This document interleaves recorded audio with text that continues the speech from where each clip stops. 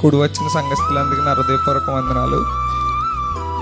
ఈ సభల ద్వారా నేనైతే ఒక నూతనగా జన్మించబడ్డానండి. నేను గత 15 సంవత్సరాలు అవుతుందండి బాప్తీసం తీసుకుని. అయినా నేను అంతగా ప్రభులో ఎదగలేదండి. బాప్తీసం తీసుకోక ముందే నేను ఇంకా బలపడ్డాను, కానీ బాప్తీసం తీసుకున్న తర్వాత నేను బాగా కృంగిపోయాను.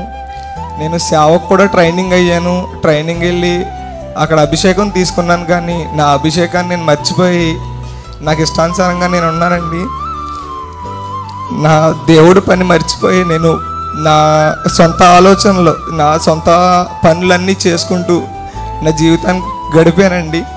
అయితే లాస్ట్ రోజు ఎడ్వర్డ్ గారు మాట్లాడారండి.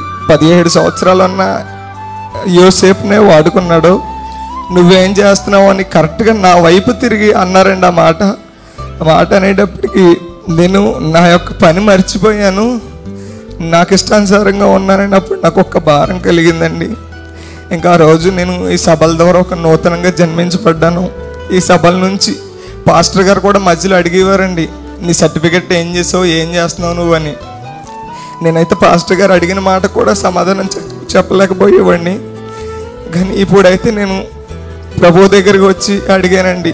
చాలాసార్లు అడిగినా కూడా ఒక్కొక్కసారి ప్రభు వాక్యం ద్వారా పలకరించేవారండి. ఎలాగంటే, భయపడకము, నిన్ను పేరు పెట్టి పిలిచి ఉన్నాను, నీవు నా సత్తు అని. చాలాసార్లు చాలా సేవకుల ద్వారా నేను హెచ్చరించబడ్డానండి, నువ్వు సేవకుడు అని. నేనైతే నా పిలుపుని మొత్తం మర్చిపోయి యూట్యూబ్ ఛానల్ అంటూ అదంటూ ఇదంటూ కొన్ని లక్షలాది రూపాయలు ఖర్చు పెట్టాను, కానీ నాకైతే అంతగా దేంట్లోని యొక్క జీవితం సాగించలేకపోయానండి. కానీ ఈ యొక్క సభల ద్వారా అయితే నేను ఒక నూతనంగా జన్మించబడి ప్రభువులో ఇప్పుడైతే చాలా ఆనందంగా అయితే ఉన్నానండి. దానివల్ల అయితే దేవునికి మహిమ కలుగును గాక. మరి ముఖ్యంగా ఈ సభల ద్వారా నన్ను రక్షించిన అయ్యగారి చేతుల మీద మరొకసారి నేను అభిషేకం తీసుకోవాలనుకుంటున్నా.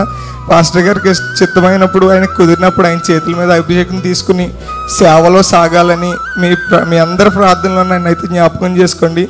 దేవుడిచ్చిన చిన్న సాక్ష్యం దీవించును గాక.